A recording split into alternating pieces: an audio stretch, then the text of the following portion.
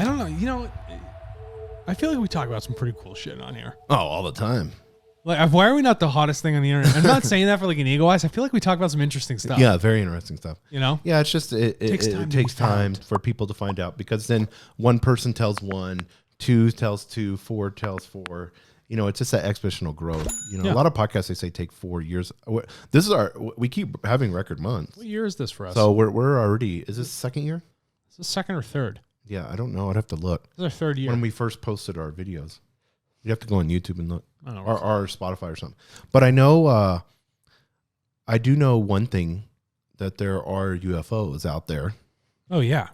Come hang out. 100%. Just come hang out in New Mexico. You'll just watch them fly around. And the government's... Why'd that star just take a 90-degree turn? You know what I mean? You're like, that doesn't make any sense. Yeah, that doesn't make any sense. And the U.S. government and multiple agencies clearly states that they don't know what they are. They've written reports on them. Oh, do you know what I saw? I didn't even get to share. No. It was just cool. It wasn't a UFO. But I was driving out of Salt Lake City on the Energy Loop Byway. And near a place called Carbon. And it's, you know, it's really like, it's like 2 a.m. in the morning. You saw a Mormon? They're everywhere there. And so I take my corner, right, essentially out of this big pass. Mm-hmm. And then all of a sudden, a meteor, I'm like, oh, cool, meteor, bang. And then it becomes a meteorite. It slams into the side of the cliff. It was the coolest shit ever. You saw it? Yeah. Holy shit, bro. I'm like, that's so cool. It was like right down and just slammed into it. That would have been I've never seen an impact. It was the coolest thing ever. Cool shit. Yeah. That would have been cool to go see it. I wonder Probably so far away, though. It would have took you miles. Yeah, and miles. Considering where the cliff was, away from the road. Yeah. You know? You'd have been walking for days. Really, really, really neat, though. Yeah, that's super cool, bro. To see that firsthand. To actually make it. It'd be cool if it was close to the road and you could have went out and grabbed it. Up. So much radiation. Yeah. I have to put it in like a special case, like a lead case. Oh, I didn't even think about that part. I'm like driving around and I'm like, oh, I got a lung growing out of my neck, you know? You start feeling sick when I'm like, my hair is falling out. It's like a movie. So great. All of a sudden, like a tooth falls. I'm like swerving. I'm swerving. My eyes are bloodshot. Your nose implodes. This is so great. Oh, man. So getting back to this, you need to listen to part 1 on this. Feeling a little sick. These UAP reports. I'm done. I swear I'm done. The van's glowing. Yeah. It's like, woo, woo, woo. Why not? My gas mileage is really good. Basically, the Pentagon, we're going to get back to this. Sir, you've been driving with a nuclear reactor in the back. I'm done. This is from outer space. I'm done. This is from outer I'm sorry. Could have drove it to Elon Musk. He'd have loved it. I'm done. I'm done talking about it. Wow. Yeah. Basically, the Pentagon needs more information to tell what is actually going on. Here's the problem with the reports. Tell me what the problem is. It's also possible that people are observing multiple different kinds of phenomenon and lumping them all together as UFOs. Correct. Although there was a wide variability in the reports, and the data set is currently too limited to allow for detailed trend or pattern analysis, there were some clusterings of UAP observations regarding shape, size, and particularly propulsion, because that's the whole thing there. Can we create a turtle data packet? Did you see a UFO? Yes or no? What was the size? What was the shape? Where were you? We could collect the largest data set on UFO observance anywhere. That would be cool. That'd be sweet. Yes, yeah, that needs to happen. That's kind of fun. Yeah, we could. And if people haven't signed up, if you want to sign up and put that we'll have the UFO. By the time this is out, we should have a UFO packet. I'm going to have it made today. Yeah, so you can hop on tartle.co, sign up, go fill out the data packet, and can help humanity. And the government will buy the data off you. No, 100%.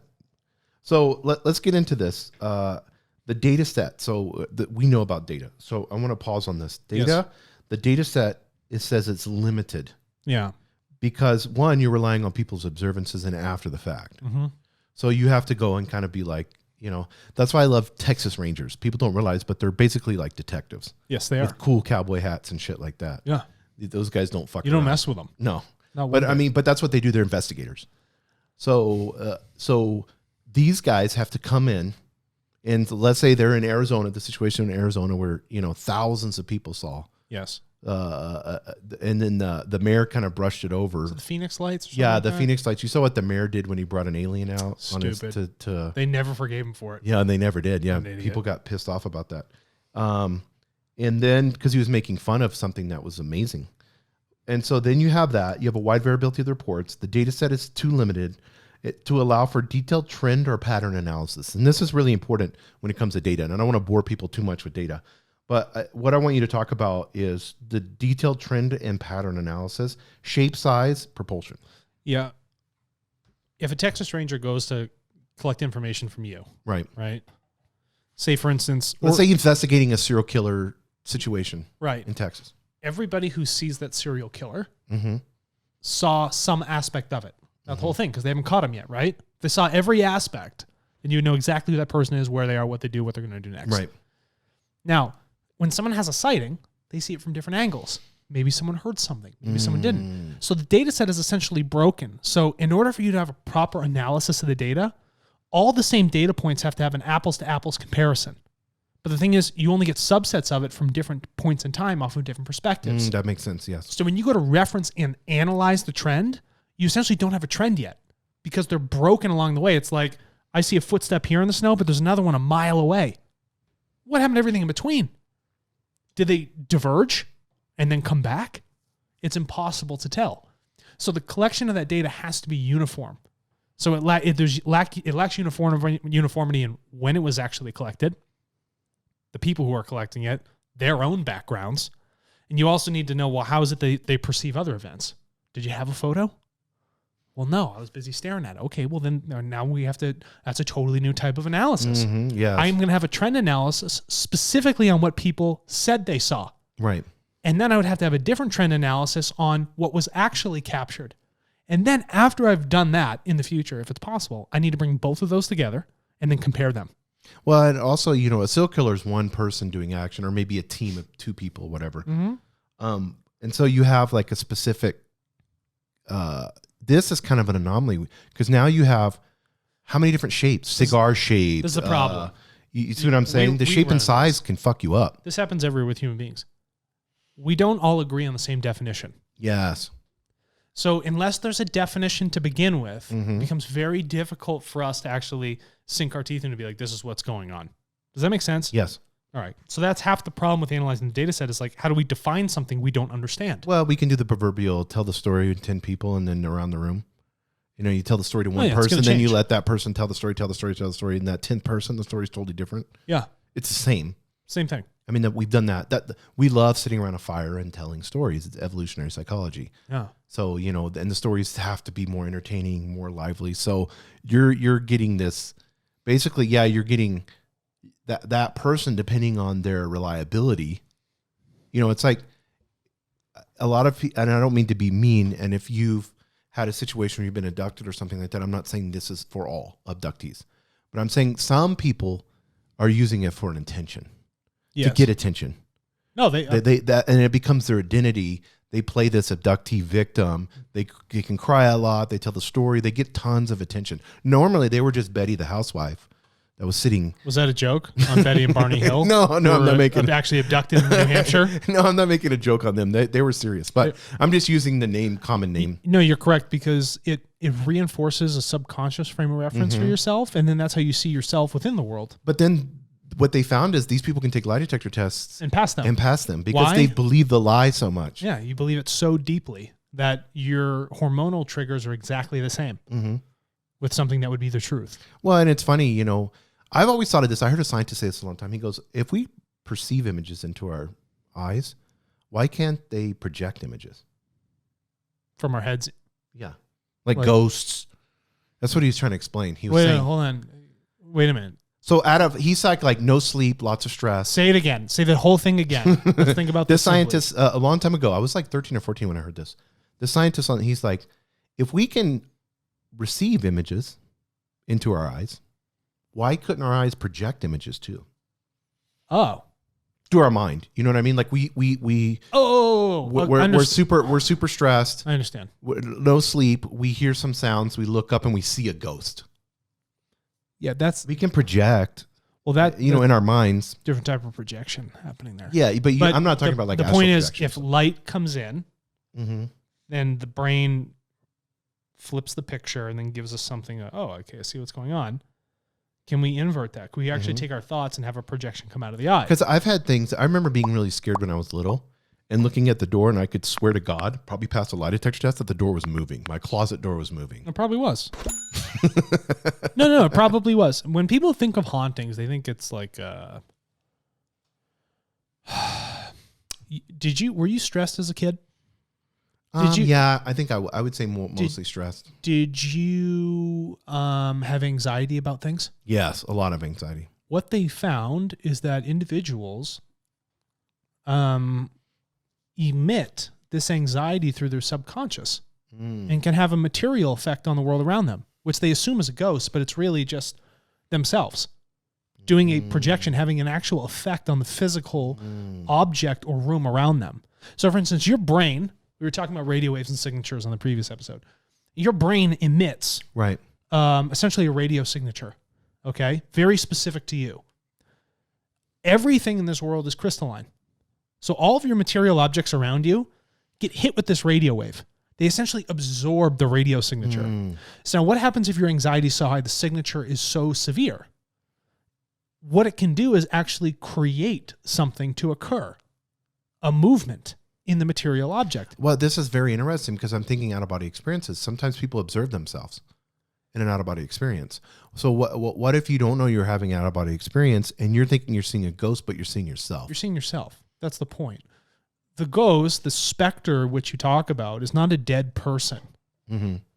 It's your subconsciousness having a projection that you do not understand, that is outside of your control, because you have anxiety or you haven't worked on these abilities, essential mental control of your consciousness. Right. So when it happens, you're like, oh, I'm scared. How do you explain like I love the Conjuring movies. I've watched them all. Yeah. And then they're like the Catholic priest, and I don't think he's a priest because he's married, but it's this guy, him and his wife, very devout doing Catholics. An exorcism. They have exorcisms. They have ghosts. They have all this stuff. A lot of demons, like evil spirits coming in, and those are based off of true stories, supposedly. Yeah, there are exorcisms, but what's occurring in a person, like they're spitting up bile or like doing all this or speaking in tongues? Nothing is possessing them other than the fact that their subconscious, which is out of control. It's essentially a state of disrepair. They've given up their free will to their subconscious? Or? Precisely correct. So they're actually letting the subconscious, which could be acting in a dream, you can do anything. In a dream, you can do anything. So what happens when you train your subconscious to think ill thoughts, think of demons, to think of speaking in tongues? I'm going to give up my motor control and everything to the subconscious, which is ill, and I'm just going to let it do its thing. And what's the priest going to say? There's a demon inside that person. Of course, yeah. What you find is that it's the person just inflicting upon themselves. They're essentially sending radio triggers that are triggering the body to do these things. You're stirring up your own energy. Do you think that some people are channeling like negative entities? No, I think the negative entity is created themselves. They're actually creating these things that are occurring. There are very few legitimate channels in the world. Because I know there's negative entities that channel. 100%. Yeah, because they were having issues with that with Raw. And that's in a very rare stance that something like that, a rare event. Like Raw says, this is a very fine-tuned, fine band channel, fine ray channel. So that means your probability is so slim of this ever occurring again, which is also true for other people that call themselves mediums. What they're doing is they're not speaking to the dead. What they're doing is they're just essentially picking up old radio signals and then regurgitating it to people, ones that have flown around. So when I have a thought, I emit an electronic signature. It has to go somewhere. It's physics. So they're picking up that grandparents' or grandma's old radio signature. Correct. And they're also picking up the radio signatures of the subconscious of the person they're speaking with who knew that person intimately. So you're already charged going in to speak to the medium. I'm emitting these signatures. My subconscious is also grabbing them from these storage banks of information, essentially information that just floats around, right? It's like a radio signal. It's always going, but you have to tune into it. That's all they're doing. And then people are like, oh my God, there's very few legitimate individuals that can do a channel from actual consciousness to consciousness, a telepathic entity, right? And that's like the Raw group. That's very, very different than what you would find with a basic medium where people say that speak with the dead. Yeah, I see what you're saying. Yeah, I Holy understand smokes. No, that was really good. I think it explains a lot because I mean, as we're getting into possessions, as we're getting into, you know, and you could do that the same thing, saying this UFO came and picked me up, abducted me. It could be the same scenario. Yeah, your conscious. I mean, like the Travis guy or whatever. That seems legit. That old logger guy they made the movie about. He was gone for 5 days or something. Yeah, and he was very fair about it. He said, and his friends saw him get picked up. The other loggers. Yeah. You know, other guys he was working with. And we know Alan did the same thing with the guy. And yeah, and listen, at first, and it took most of the people that say they have abductee what's his name? Travis Kellerman? Travis, no, that's a guy here locally. Oh, is it? Yeah, I want to say Travis Scott, but that's a drummer, right? Yeah. Or I don't know. No, that's a rapper. Rapper. Yeah. It shows you how much I know about pop culture. But the difference is a lot of people that have negative abductee experiences, it's always negative for them. Travis Wallace or Walton. Something like that, right? It's always negative for them. But this individual, it took him so long to realize that, oh, this actually wasn't something negative. I walked into their field of their ship. It had a negative effect on my body. They had to pick me up because they're trying to save my life, but I looked at it in fear because I didn't understand. That makes sense, yeah. It's not an abduction against his free will. He walked into a field. Yes. A field of radiation that is obviously going to do damage to you, you know? Yes. So, but for everybody else, it's like it's constantly negative. But it was funny, though. It wasn't like his friends. They weren't his friends. He got in a fist fight with one of them in the morning. It's coworkers. Yeah, they were There were other loggers. Yeah. Have you met loggers? They're not gentle folk. No. There's also the possibility that what people are seeing in the sky is the results of foreign technology breakthroughs. Yeah. It's possible that Russia or China have advanced drone tech that the U.S. doesn't know about. Those scientists are highly skeptical of this. Well, if we had any sense about us, why would you send a drone up? Why would you send a person up when a drone can do it? No, 100%. If I'm everything's going to be drones eventually. If I'm testing something advanced, I don't want to lose a test pilot. No. Do I? No. I'd rather just lose the damn drone. Yeah, as AI becomes more machine learning and all correct. that, it's going to happen. They did say this in the report. We are conducting further analysis to determine if breakthrough technologies were demonstrated. They want to know that more than anything. They don't care about the UFOs out of space. They want to know, does China have this or that? Yeah. They're always trying to get the upper hand on, like, how can we keep something more secret? And that means there has to be something that is not completely at a point where they can't define it. Some part of it has to be definable so that they're like, I get it. This must be something terrestrial. Yeah, and it says this report represents the first officially acknowledged investigation into UFOs by the U.S. government since the Air Force conducted Project Blue Book. Project Blue Book, yeah. And we did an episode on Project Blue Book. What took them so long to just be like, The reason is the recent interest in UFOs have been spurred on by several high-profile sightings backed up with declassified footage from the Pentagon and eyewitness testimony from U.S. Navy. So you have these U.S. Navy pilots, several of them, or like Commander Frazier, that are high. These guys have the utmost moral character, just amazing records in the Navy. This guy is not, you're not going to take this guy's, if he didn't see it, if he saw it, he saw it. Yeah. This isn't like some foo-foo. He doesn't need to make weirdo, it up. No shout out to where you're going. Where are you going in next weekend or this Sedona? Week? Sedona, yeah. To like some woo-woo Sedona people holding a bunch of crystals and praying to aliens. This isn't that person. This is a guy that probably doesn't believe in UFOs until he saw them. Yeah, he's very objective. Yeah. He saw them going in and out of the water and move all around. They try to track them on their system. Can't do it. That's a whole thing. I think we did an episode on that. We might have. I'd have to. The report didn't come to many conclusions, but it did pose a few possible ideas. UAP probability lacks a single explanation. The report said. I love that. Nothing clear. Yeah. And then report said this too. Our analysis of the data supports that construct that if and when individual UAP incidents are resolved, they will fall into one of 5 potential explanatory categories. So I want us to get into the government. Oh.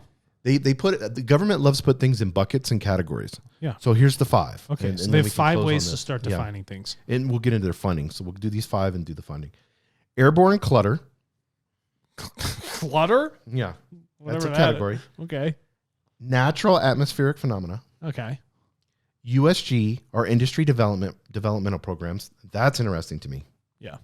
USG or industry development Yeah, like that's other people like Elon Musk. Or Boeing. Yeah. Yeah. Hey, Boeing, what was Lockheed that? Martin. Yeah, who's the other? There's another one that I always, Raytheon. yeah, but I always all forget of their them. name. McDonnell Douglas. McDonnell Douglas. Yeah, Thank you. all of those. Yeah. I don't know if they have a leaked document or something that shows all the Black Ops projects. That'd be great if they did. Yeah, or Skunkworks projects. That was Skunkworks was It started with the SR-71 Blackbird. Yeah, which is still supposedly the fastest. It's really, 1940s. It's the fastest aircraft. Please. Foreign adversary systems. Foreign adversary systems. And Fast. and a catch-all other bin. Of course, they had to put an other. What's the catch-all? We don't know what this is. Let's throw it in the other. I just want to see the other bin. Was that the alien poo that was on? Yeah. Does that go into the other bin?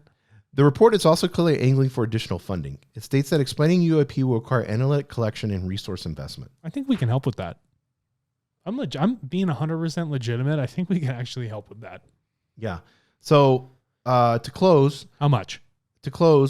November 23rd, 2021, the Deputy Secretary of Defense, Kathleen Hicks, in close collaboration with the Director of National Intelligence, which we found out earlier that there was actually that, directed the Undersecretary of Defense for Intelligence and Security to establish within the office of the USD, I&S, there's so many fucking offices, the Airborne Object Identification and Management Synchronization Group, AOIMSG.